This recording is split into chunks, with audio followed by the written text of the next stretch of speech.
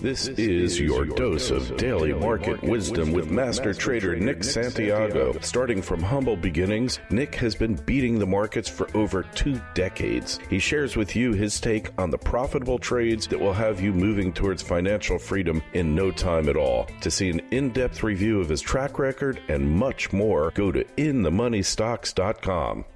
Welcome. This is your daily dose of daily market wisdom with master trader Nick Santiago. I'm Kerry Lutz. Today is 4/26/21. This is show number 253. So what's going on here? It looks like a little lackluster day we're talking about. Nick? We're definitely looking at a little bit of a more subdued session so far. Friday was interesting because you had a big rally, and then late in the day we did see 20-minute sell-off there that was pretty strong, but market still finished up decently. Today, we're getting a little bit more of what I like to say is not a down day, but it's just not a lot of strength out here. It's just more of a sideways move for the most part, but markets are up slightly, so we'll give them the benefit of the doubt. The volume is very, very light, and I think that's the key to everything right now.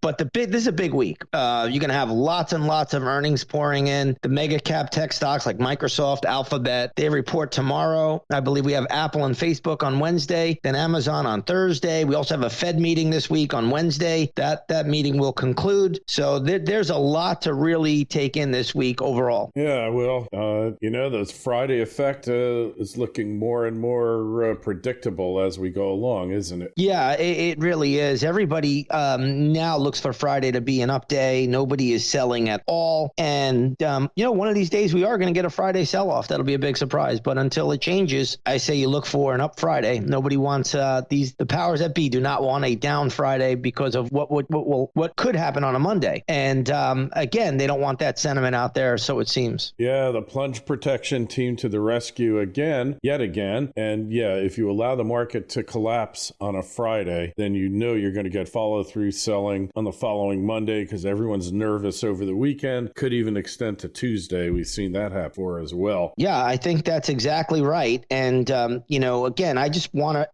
always want to reference back to March 26th, that Friday where we saw that big, catapult to the upside right into the closing bell. Then we had the Archegos Capital hedge fund blow up on that Sunday, the prior Sunday. And, that just goes to show you that it's a very orchestrated market right now, and you just have to watch the charts and just follow them very closely. All right. So Federal Open Market Committee, the FOMC, is meeting tomorrow. Is there anything relevant there? Well, I think they're going to just basically say, Jay Powell and the Federal Reserve are just basically going to say they're going to keep things the same, but sometimes they could just twist a few words, and that ultimately can affect markets. So we'll have to watch really for the verbiage to see what comes out of them. Sometimes they'll hint subtle little clues to the marketplace that, hey, they may need to put on the brakes or something along those lines. But I mean, up till now, the Fed has been really in the camp that they are going to print endlessly, and they have a lot more ammo, they say, than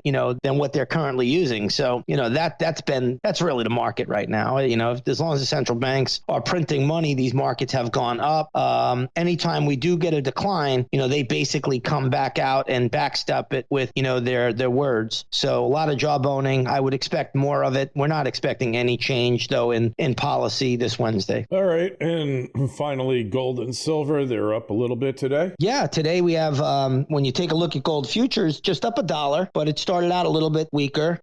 Gold miners today, the GDX, that is, down 11 cents. And then you have silver, acting pretty well today. Not a bad session, up about 0.5% on silver futures. So precious metals, I love what they're doing right now. They're just going sideways here for the last several days, and that is building cause for higher price. All right. When do you think that higher price is coming? Well, when I look at these charts, generally when you go into a resistance point, which is kind of what we did with gold futures going up towards that 1800 level, we were, just 2 points shy of 1800. Now you're consolidating. So usually a week of consolidation, maybe a little bit more, and then it starts to make its move back up and resumes the trend again. Oh, so a week or so, and then we'll know. Yeah, I think, we're probably, it could happen later this week or it could be early next week, but the pattern is really, really good. It's a solid move. All the projections are higher as well, and you just want to go with it. But everything I'm seeing here is what I'd like to see. I'd like to see pausing. I don't want to see it go up parabolic because because then the move is over. I want to see exactly what we're seeing right now. Move up into resistance, you consolidate, you pause a little bit, then you make your next advance to the upside. And that's exactly what we're witnessing. All right. Well, sounds good. Make sure you go over to In the Money Stocks, take a look at Nick's performance over the years, monitor the Twitter feeds at ITMS, at Nick Santiago 01, at Kerry Lutz, and your emails, direct them to my personal box, which is KL@kerrylutz.com. And Nick, we will see what happens tomorrow. Sounds good, Kerry.